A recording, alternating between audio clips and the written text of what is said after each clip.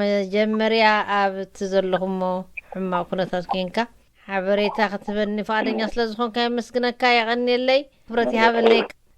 ከመይ ቀኒኻ ቀዳማይ ሕማቕ ኣለና ኢልካኒ ኣብቶም ካልኦት ኣድሂበን ዓኻ ዕድለይ ሃብኩኻን እሞ እንታይ ኻ ክትነግረኒ ትደሊ ብዛዕባ ማዓስከር ዓዲ ሓረሽ ኣብ ውሽጢ ሰሙን ዝመፀ ለውጢ ኣሎ ድዩ ከመይ ኣለኹም ኣብ ውሽጢ ሰሙን ዝመፀ ነገር ንዓና ኪናት ተሸና ንብለሉ ናይ መወዳእታ መደምደምታ ኢና በፂሕና ምክንያቱ ዝረሓቐን ዝቐረበን ህዝቢ ዓለም ኣሕዋትና ዝኾነ ይኹን ነገር ኩናት ኣሎ ኢሉ ኣባና ታርጌት ነይሩ ወይ ሕማቕናን ፅቡቕና ብትክክል ይከታተሎ ነይሩ ክንገብሮ ዝግባአና ነገር ንገብር የና ህዝቢ ክገብሮ ዝግባኦ ነገር ይገብር ነይሩ ኣብዚ ግዜ እዚ ግን ዓለም ዘይፈልጦ ህዝቢ ዘይፈልጦ ኣሕዋት ዘይፈልጦ ንዓይ ዘይንና ኩናት ኣለና እንታይ እዚ ኩናት ለይቲ ፋትን ብረትን ሒዞም መፁ እንዳኹስ ትር ኢልካ ብዛዕባ መሰልካ ተዛረብካሉ ፀጥታ ኣውሕስልና ኢልካ ቀትርተ ተዛሪብካ ለይቲ መፁኻ እሞ ማዕረብ ፋት ሃረሙ ኣሕዋት ኣለውና ብቲ ዝተፈራርሑ ኣሕዋት ኣለውና ትዝምታን ክትራን ብብረት ተቐይሩ ንዓና ይመርሓና ይንብሎ ዘለና ኣካል 4 ናይ መድሃኒት ማኪና ተሰሪቕና ኢና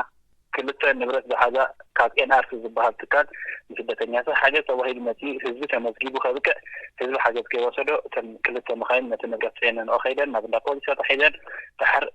ሕጋውያን እየን ብዝብል ምስምት እተን መኻይን ተሰዲደን ኣብያ ኣለዋ ይንፈልጥን ነቲ ሓገዝ ክወስድ ተመዝገበ ሰብ ግን ኣይወሰዶን ከም ሳልሳይ ንዓና ሓገዝ ኢላ ዝመፀት ራሽን ሒዛ ዝመፀት ማኪና ተቃውያ ካብ ማይ ፀብሪ እንዳተመለሰት ከላ ኣከባቢ ጉያ ናበይ ትኽድልኽ ኢሎም መከላከያ ሃሪሞማ ከም ዝሃረምዋ ሓበሬታ ሂቦም ኣቤላ ኣይተመለሰት እንታ ማኪና እዚኣ ዘምፃቶ ፅዕናት ዝነበረት ነገር ኣይንፈልጥን እዚ ሙሉእ ንብረት ስደተኛታት እዩ 4 መኻይን መድሃኒት ኣምቡላንስ 4 ኣምቡላንስ መኻይን ከዓ ወፅአን ንማይ ዓይኒ ዝብል ምስ ወፅአን ንማይ ዓይኒ እንተኮይኑ ንማይ ዓይኒ ቀጥታ ዝግብኦ ነይሩ እንታይ ስለዝኾነ ዝኣቲ እንታይ ስለዝኾነ ንማይ ዓይኒ ከዓ እንተሓተትና ናባና ኣይመፃን ኢሎም ቀጥታ ዝበልናያ ሰዓትን ግዜን ካባና ተወሰዳላ እተን መኻይን እዚአን ንማይ ዓይኒ ከይደን ኣይተራገፋት ሕጂ እዚኦም ዓበይቲ ሽግራት ኣለውና እዚ ትብለኒ ዝፀናሕካ ንብረት ናይቶም ንስደተኛታት ተባሂሉ ዝመፀ መግብን መድሃኒትን ምስ ማካይኑ ተፃዒኑ ወፂኢኻ ትብለኒ ዘለኻ መን ይወሲድዎ ፍለጡ ድዮም ቶም ወሰቱ ወይ ቶም ኣዘዝቲ ቶም ኩስተይን ናብ ሽንተ ዘይተቐጥና እዮም እቶም ኣብ መንበር ኮይኖም ንዓና ዘመሓድሩና ዘሎ ኣርኣይና ዝብሉ ሰባት እዮም ተወከልቲ ኤንጂኦታት ኢና ዝብሉ ሰባት እዮም ምክንያቱ ፅሒፎም ሳምፕል ሂቦም እዮም ዝወስድዎ ማሕተም ዘይብላታ ወረቐት እምበር ጽሑፍን ፌርማን ኣለዋ ሽም ግን የብላን ኩስተይ ኣዝይዋ ከይንብል ግን ሽም የብላን ማዕረ ኣብ ስደተኛ ተታሒዛ ነይራ ወረቐት ነቲ ስደተኛ ብዙሕ ምፍራሕ ገይሮምሉ ነይሮም እዮም ክፀዋታ ጉዳይ ንሕና ንስኻ ንረኣዳ ኢሎሞ ብፍላይ ኣብተን ናይ ንብረት ዝነበረ ኩነታት እሱ ከዓ ኣዝቦም ፈቃደኛ ክኸውን ኣይከኣልን መን እዩ ፈቃደኛ ዘይኮን እቲ ወዲ ኣነ ዓፅዋ ነ ንብረት ህዝብን ትሕዝቶ ህዝብን ስለዝኾነ ንህዝቢ ዝረክቦ ኢልዎ ናብ እንዳ ፖሊስ ረኪብዋ ወኪልኩም ዲሱ ባዕልኩም ድመረፅኩም ዲኹም ማጎተልኩም ኣይኮነ ሕማቕ ስለዝረኣየ እምበር ስደተኛ ተረ ስደተኛ ዓጊትና ጠጦ ደበልናየን መካይን ኣለዋ እውን ኢልካን ነርካ ኣብ ተቐዲምካ ድሃብካና ሓበሬታ እሞ ከመይ ጌርኩም ኢኹም ጠጦ ኣቢልኩም እንተን መካይን ብምንታይ ስልጣን ጠጦ ኣቢልኩሞም ካብዚ ንብረት ካብዚ ማዓስከር ክወፅእ ከሎ ንብረትና ስለዝኾነ ናይ ምሕታት መሰል ኣለና ሕጂ ተሓዲቱ ተታሒዘን እተን መካይን ናብ እንዳ ፖሊስ ምስ ኣበላ ግን ካብኡ ናብያ ብለን ንፈልጦ ነገር የለን ተሰዲደን ኣብታ ሸዓ ተሰዲደን እቲ ሰባ ረኪቦ ምስ ገደ ተሰዲደን ድሕሮ ግን ናብየለዋ እንደ ስለምንታይ ተሰዲደን ዝብል ሕቶ ክሳዕ ሕጂ ምላሽ ረኸብናን ሓቲትና ማይ ጠሚና ጥርሒና ገድሽና ከምኡ ልሙድ ኣይነበረን ድዩ ኣብኡ ድኣትዎ ንብረት ናይ ስደተኛታት ቅድሚ ሕጂ ወፂኡ ኣይፈልጥን እዩ ሓደ ክወፅእ ይኽእል ብዝተፈላለዩ ምክንያት በፍልጦ ከምዚ ዝወፅእ ዘሎ ተባሂሉ ክወፅእ ይኽእል ከምዚ ሕጂ ንሰብ ዓፊንካ ወይ ከዓ ኣምፂትካ ግን ኣይወፅን እንታይ ትግምት ናትኩም ናበይ ድኸይድ ደሎ ዝንብረት እዚ ብሽምና መፂ ትብልዎ እሞ ይዝመት ኣሎ ይድብል ግምት እዩ ዘለኩም እሞ ናበይ ድኸይድ ደሎ ናበይ ይኸይድ ኣሎ ኢልና ከዓ ብንፅር እንተዘይተዛረብና ከም ሓሳብና ግን ንሕና እንታይ ናቶም ቅድሚ ሕጂ ዝነበሩ ኣመራርሓ ኣብ ሂወትና ሕማቕ ዓይነት ኣመራርሓ ስለዝነበሩ ካብ ንኣቶ ክጋዕ ዝዓበየ ዋላቲ ናይ ኣርያ ይኹን ዋላቶም ናይ ኤንጂኦታት ይኹን ዋላቶም ኣብ ውሽጥና ዘለዎ ኣመራርሓ ኮይኑ ይቀይርልና ብሓድሽ መንፈስ ሓድሽ ኣመራርሓ ሒዝና ንጓዓዝ ኢልና ዝተዛረብናሉ ህሞት ዘበን ንተኣለ ስለዝኾነ ዝበልዕና ንተኣለ ዝብል ስነ ሓሳብ ኣጥርዮም ዝገብርዎ ዘሎ ኮይኑ ይስምዕና እቲ መንግስቲ ፈልጦ ድዩ ኣይፈልጦን ድብል ግምት እዩ ዘለኩም ንሕና መንግስቲ ማለቶም ምሳና ዘለው ተወከልቲ ስለዝኾኑ ንሶም እንተደኣ ዝፈልጡ ሃልዮም መንግስቲ ይፈልጦም ፈርቃን ኢና ኣይፈልጦን ይፈልጦ ይጥራሕ ደይኮነች ይፈልጦም ፈርቃ ምክንያቱ ማሕበሩ ዝፈልጡ ተኮይኖም ዝፈልጡ ጠሪዕኩም ዶ ነዚ ነገር ዝሰማዓኩም ረኺብኩም ዶ ገለ ከም ምጥራሕ ዓዲ ይውዓልና ሰሚዕ ምላሽ ዝበና ዝኽእል ሰብ ግን ኣልሓደ ይኸብ ካልእ ከመይ ኣሎ እቲ ናይ ፀጥታ ኩነታት ብቐዳማይ እውን ኣስጋእ ነይሩ ከዛረበኩም ከለኹም ከመይ ኣለኹም ኣብ ሕማቅ ኩነታት ከም ዘሎ ዘይካ ሕቶ እዩ ሰብ ሂወት ይኸስር ኣሎ ትማሊ ከም ዝለክደለኹ ንብረትናን መድሃኒትናን ወሲዶምልና እዮም ቀትሪ ሂቡና ራሽን ምሸት እንተደኣ ብረት ዝምንዝዑና ኮይኖም ፀጥታ ኣለና ንብለን ኢና ሎም ማዓንቲ ንብረትና ፅባሕካ ሂወትና እዩ ምክንያቱ እቶም ሕንጣት ከምዚ ናትና ዓይነት ነገራት እንዳገበሩ ከምዚ ዓይነት ነገራት ብቀሰቀስ ማቲሞም ሽዑ ሂወት ሓቲቶሞ መወዳእታ መደምደምታ ሂድና ህዝቢ ተኣኪቡና እዚ ምሳራት እዩ ነታ ኬንያዊት ረኺብና እያ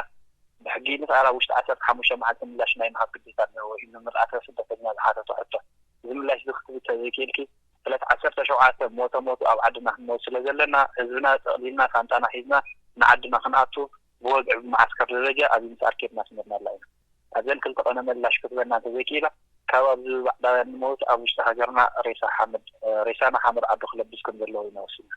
እዛ ኬንያዊት ትብላ ዘለኻ እንታይ ስልጣን ዘለዋ ኣብያ ትቕመጥ ረፊጂ መፅያ ካብ ኣዲስ ኣበባ ትመላለሰና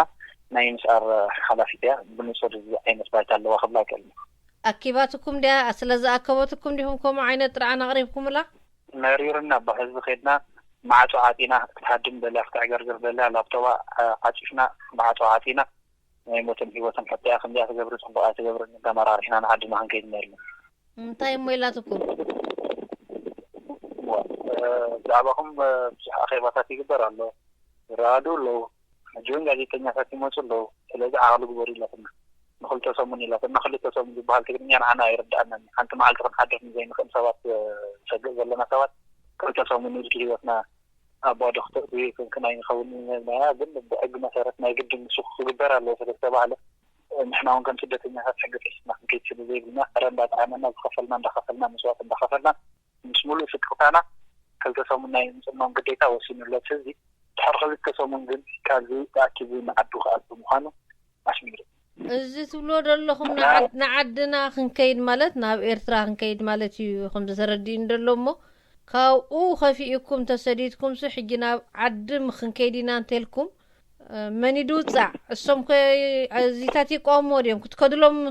ንዕኦም ፅቡቅ ዶ ኣይኮነን ዋላ ይደልይዎ እዮም ናትኩም ህላወ ከመይ ይቁስቲ ቅርባ ረዳእኒ ካብቲ ትሓስብዎ ዘለኹም ስጉምትስ መን እዩ ዝረብሕ ብዓብዩ ኩሶ ይረብሕ ይንብሎ የለን ምክንያቱ ከም ኢትዮጵያ ከም መንግስቲ እንተሪእናዮ ህላውና ከም ዘርባሓ ዘየካትዕ ሓቂ ምክንያቱ ኣብ ናትና ምምሕዳር ኣትዮም ዝሰርሑ ዘለዉ ሰባት ክንደይ ሸቕለት ኣልቦነት ዝነበሮም ሰባት እዮም ዝሰርሑ ዘለዉ ድሕሩ ፖለቲካዊ ክሳራ ምዃና ንዓው ንርዳእና እዩ ንዓና ከዓ ትማሊ ምግቦ ከምዚ ኮይና ኢልና ዝመፃናዮ ካልኣይ ግዜ ምምላስ ማለትካ ትፋእታ ምልማስ ምዃኑ ዘየካትዕ ሓቂ ግን ይበቃ ሞትና ንዘይተርፈና ንምውት ስለ ዘለና ሞትና ንዘይተርፈና ኣብ ዓድና ምማት ይሕሸና ዋላ ሞት ተኾነ ኣብ ዓድና ምማት ይሕሸና ምክንያቱ ህዝቢ ሓቲት እዩ ኣብ ውሑስ ቦታ ቀይርና ስጋኣት ኣለና ከዋክብቲ ክንቆፅርና ንሓድር ዘለና ኩናት ኳሕ ካብ ትብላት ሒዛ 3 ወርሕና ድቃስ በቂና ይንፈልጥን ደቅና ይውህሩሩ ዋላ ዚንጎ ንፋስ ገልጠም ተዲልዮም ዝውህሩሩ ምክንያቱ ተኽስን ድም ተኽስን ስለዝዳለሉ ደም ስለዝረኣይ ሕማቅ ነገር ስለዝረኣይ ከምዚ ኢና ኢልና ወይልና ክተምሓና እንተዘይክኢሉ ካብ ኣዲስ ኣበባ ዝኸድ ንኣዲስ ኣበባ ብገንዘቡ ከፊሉ ካብ ኣሕዋቱ ለሚኑ ዝኸደ ሰብ ንዓሙት ኢልካ ንማዓስከር ምምላስ ማለት እንታይ ማለት እዩ እዚ በበይንና ንኸይንሞት ብሓንሳብ ክንመውዲና ሕዝና ተመሊሶም ዘሎ ስለዚ እቲ ናይ መንግስቲ ሕቶ ንዓና ብልስር ስለዘይተረዳእና ምህልኪትና ካኮነ ምህላቁ ዓድና ንሕለም ናይ ሓቅት መንግስቲ ካልኡ ስለዝገፍሖ ድዩ ዋላ ትናትኩም ጉዳይ ባዕሉ ይፈልጥ ኢሉ ይሸለል ኢልዎ ደሎ እንታይ ናትኩም ግምት ናትኩም መረዳእታ ኣብዚ ጉዳይ እዚ ናዳ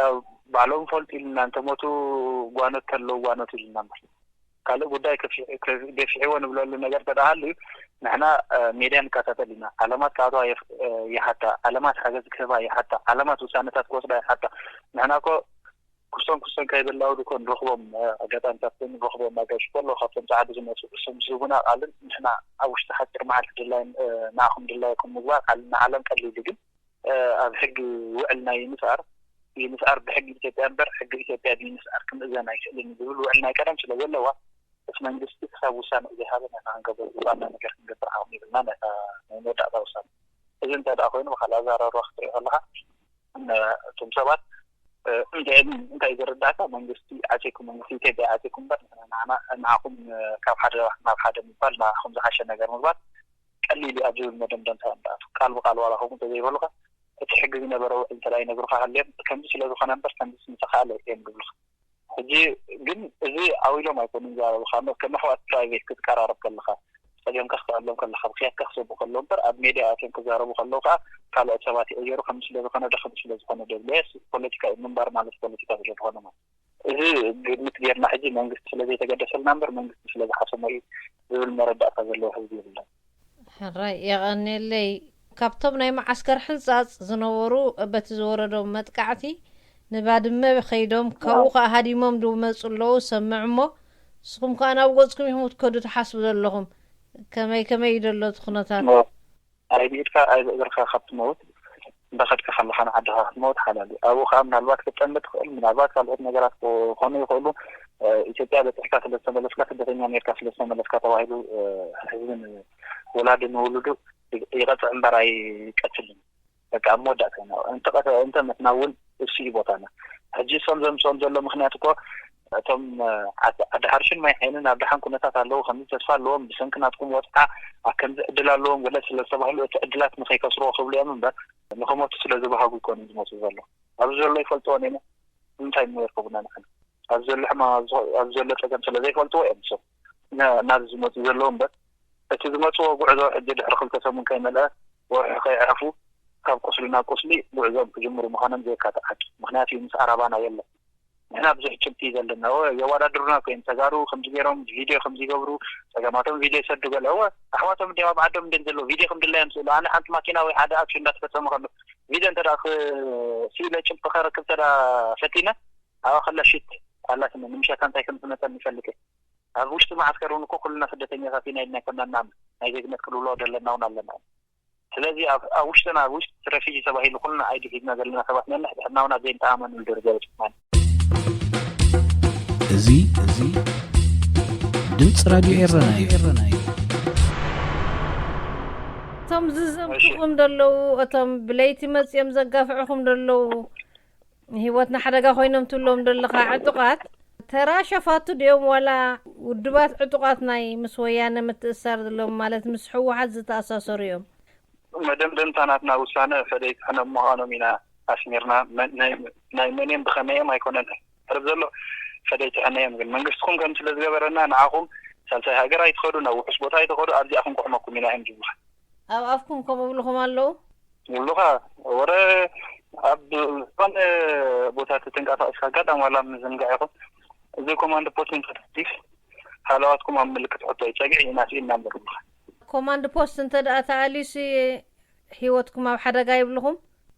اكيد انكم لخالاتهم مساحه شهاده ثقافه وتخاطبان اكيد انكم الله ديوم تم حزب بتاعهم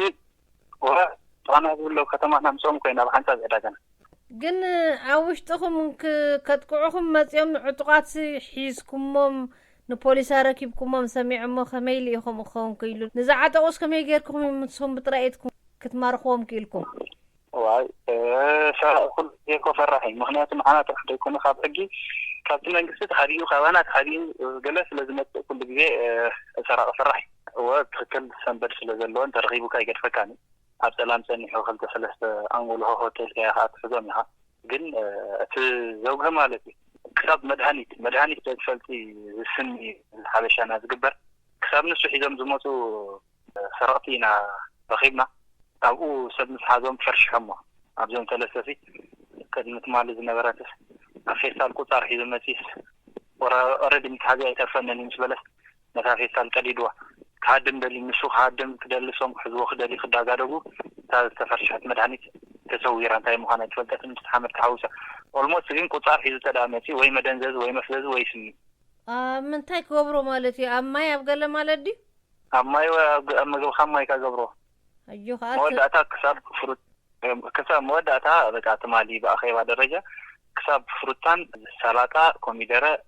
انجز كم زي بلنا اوش تما عسكرنا مسيهم يزور لنا نيرمن دي انجز كم زي بلنا انا ترادادينا اقاتا مخوين انتدا انجز كيلنا كنا ابتعدا قاوريدنا مشتوم هزوهم زغزوا مشتوم تجاركنا مقزا احشنا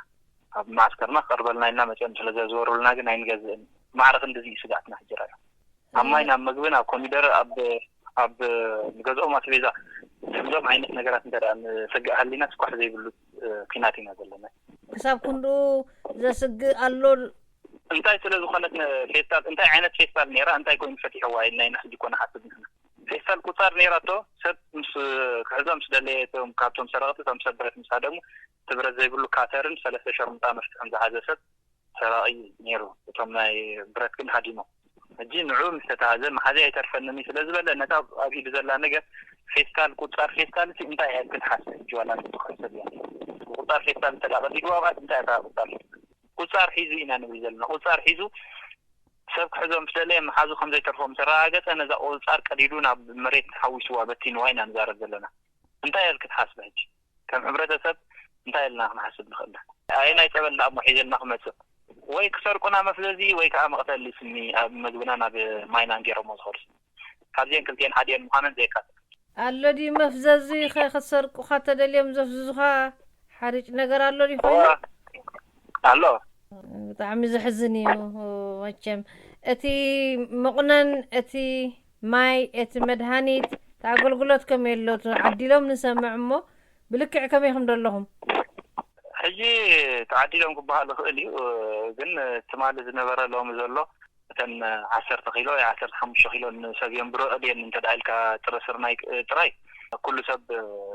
ዝፈልጦ ሓቂ ኣለዎ እዩ እዚ ከምዚ ንብል ከምዚ ንብል በቃ ግን የንብሩና ዶ ኣየንብሩና ስም ማለት ኣኽሉና ዶ ኣኽሉና ሕጂ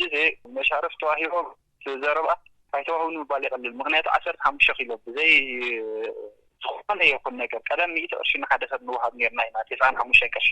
ንውሃብ ነርና ኢና ንወርሕ ግን ቶታል የለን ሕጂ 15 ኪሎ ንውሃብ ኣለና ኢልና ኢና ንዛረብ ዘለና 15 ኪሎ ኣብ ከምዚ ሰቕጥን ዘሎ ሕብረተሰብ ንምንታይ እዮም ክኾና መጥሓኒ ዘይብለን ኢና ንውሃብ መጥሓኒ ዘይብለን ንውሃብ እሰን ንውሃብ ኢና ኦኬ ድሓን በዚ ኮይኑ በቲ ንውሃብ ኢና ኢልና መሻርፍ ንሕሰቦ ናይ መድሃኒት ነገር ግን በቃ ህዝብና ሪፈር ተባሂሉ ሪፈር ማዕረ አዲስ አበባ ጎንደር ከይዱ ከም ዝግብኦ ልዕሊ 200 ገለን ሰብ ሪፈር ተባሂሉ ወላ ኣሰርናን ኢሎም ኣብ ዝኸፍ ኣቢሎም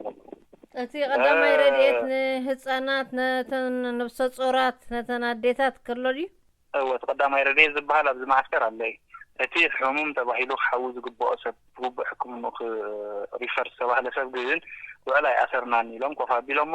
ብገንዘብኩም ክትከዱ ትኽእሉ ትኾንኩም ካብ ወፃኢታትኩም ኪዱ ንሕና ናይ ሕክምና ጥራሕ ክንሽፍነልኩም ናይ ሆቴል ናይ ትራንስፖርትን በዓልኩም ሸፍኑ ሆቴልን ትራንስፖርትን በዓሉ ክሽፍን ዝኽእል እንተደኣ ኮይኑ ስደተኛ ኣይኮነን እንታይ ሰሪሕና ምስኣተና ኢና ንስም ንሽፍን ንሕና ናይ ኢትዮጵያ ሰበስልጣናት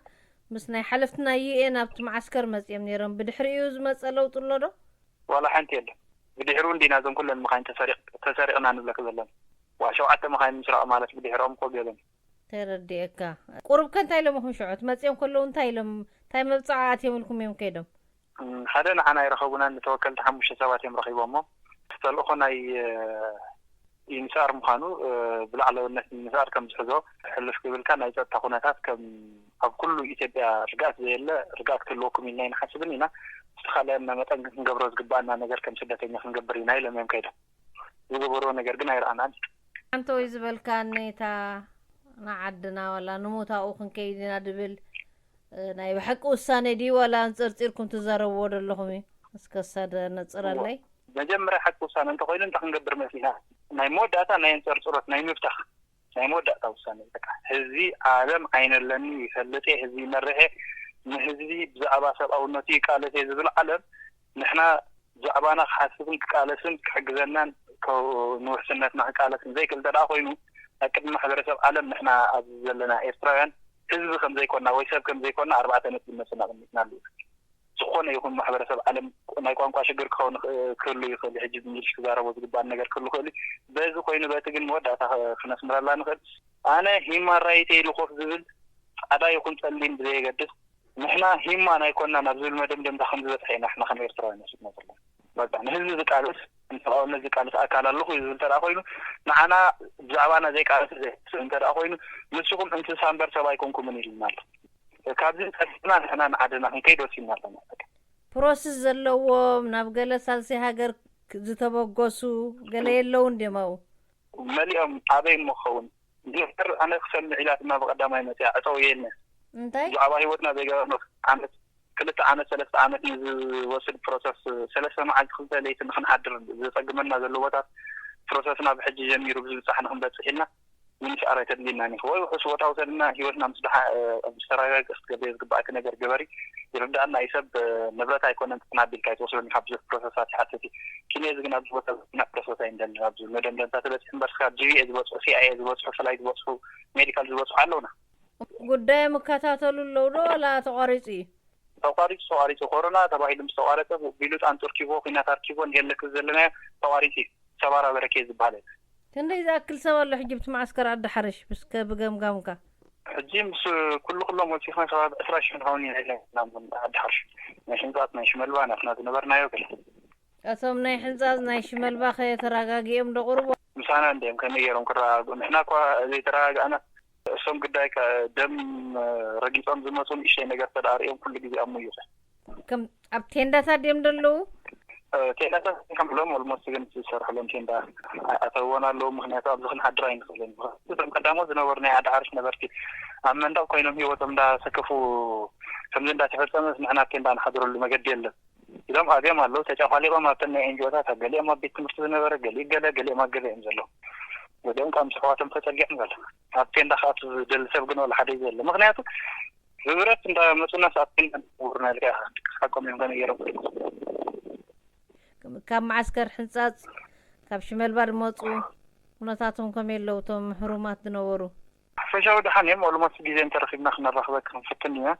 بعدي دم بقى سجات لزلو فرحات لزلو على عويلهم زن زار وزلنا زار وخزاروي كلهم مغنيات مشات انت يخونة لزي فالتم بر سجمو نالبات زيادة حدا شبور حباريكا خطرخ وتصيلو زم نسيم زلو قالو نبحل زلنا زم ناي حاجرات جازيتا نياتات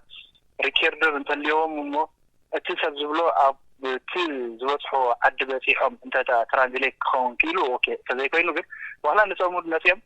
نتم ترجمان زبهالو انت دا صوركم كاي طرح تيفون تخدو خوينم ما انسان سبقا ترقم من صوم كسارا يبقى انت دا ريكيردر هالي ومز انا زبلو زلو خب تغينيا قديحو ترقم اللي تقديحو انت دا بصح نسبة انا زبولكو كتاريلو رقل مجد تفتيرو دايركت ما تيقال كتارة تخايلو نايزو قال كتارة تخايلو حدا مفتح نتي حق خفلتي تعلم مالتي بحكي بدل كم زلنا زي خفلتي زي كأنه بترجمان الكاغن نقولنا ونصبوا أيقنا كم تقوم اليوم سمو غازيتينياتا كم تصبوا مالهم سمنا يدقى غازيتينياتا كم نصبوا لنا كزارو زخولو اللولو وكل تقريبكم مالهم تحضير ما يزلنا أكيد مؤمن نزيسان حمدار أي أمخلو بحثت حمدار وكلتهم أمشيلو ما يكون نريد مؤمن نقال عسبيتين نريد مؤمن دا حسسو تا معسكر تزاريهم كملو معسكر حساب قوس بودالين دلهم برك سوكالتي كونتا بناتهم مقديم زوكو حبريتا يخاطب لندلها اوكي دحشة ناب حق الغربي سيت دحشة مقد صبا ذكر تدحل اليوم بسوك زارب كله بخنا ما زارب ساوا زارب تقرينيا زارب ساقم زباحت لقري يقولون انت دا بترجمان تترجموا لهم ورقات شيخهم زخودو تدا أخوينهم قد ندي سواي خيرا لهم دا بالكاي خاو عادوا متين تدا ترجموا له صحيحات خير أخوينا تقاذي تنيام ما قرأت دمت خلوا مخيلي لي دقمت تعمز مسمرة شجرنا سلازلو أمود أنت كتبل تدل حجها أخي قارصنا خلنا أنت هختبل دلي بشمتم مسخر اللو وصع سدتينياتات إرتراويان ناب حزبهم حلال فرد اللي ملأخت أنت اللي بأخنود اوكي حجي مودات مدن لنتا غداينات عالم زبال عين زلو يرا ازم زلو يسمع دحنات كغبرو زغبو نغير يغبر تمام دغزلوهم افرانا حواتنا تيارنا ريهم فليتكم نافهم يغرو زغبو ويلهم زغبو مشاكم ويا زبال محرسو عالم باكاس ميديا استفال بختردوهم تقولوا يزردوهم زبلقون بقى ارديكم ندحنات كانت باللابو مخنياتو هي حنسن تكان حمو يغني لي كبرتي هابر لي مسمر طعمنا تقارص شجرنا خمتزدلي دمصون صبو يلن موني حبريتا متحلالف ግን طعمنا خاليو غني لي بطعمي لمسكنك كبرتي هابكا مواصو يهابكم سنزبلكم حبريتا زخالن نخلفن كفتني ايش يغني لنا تقديس كنا عنا دمتنا سميك أنا مسوات تغزل خبز سمين بسنزم أبزلنا ስደተኛታትን يقلني كبرت يابكي تشاو أنا بطعم مسكنكم تسوي تقرصوا شجر حلفا يخد حلفوا يخم زقمزي بزحاش خناتات كريكم بطعمي تسفلني آمين تشاو برحمة كبرى سمعت ردي رنا بسنكي قصال مسمر مقرراتن دين صور دمصن تحبريتا بقرصي كالنا ثم معسكر عد حريز اللو إرتراوين سدتنياتا زحلفو دلو حما حلوات كم محبرقن كخوني خيلي ما نلومي إذا سمعكم مايو بخالق مدب داقم كنا رخبينا سنايقني